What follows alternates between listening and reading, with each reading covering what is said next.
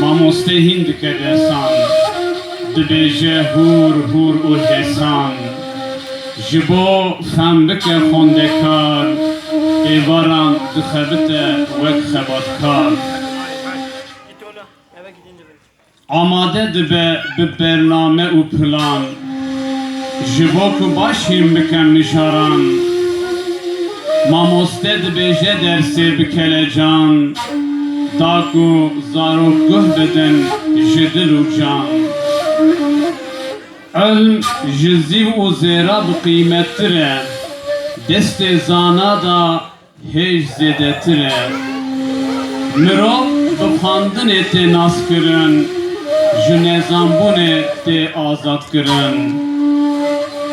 Xwandin, nivîsîn, piratîk û axaftin, divê belav be nav civakê bi serkeftin.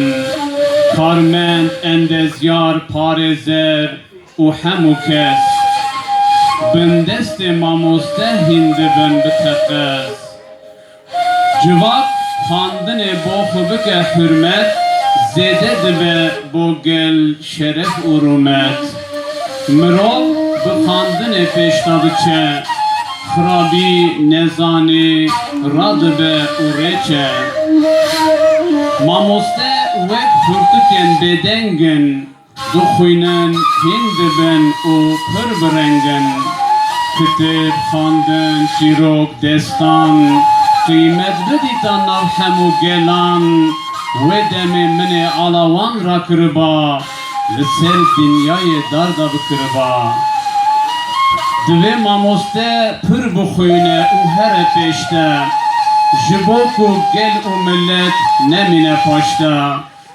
Ilma xwe belav bike ji bo însanan, divê ferqê neke nav ji xerîb û nasan. Mamoste tu bixwîne û bixwîne her tim, şevk û kelacan bide ku ez bixebitim. Şevk û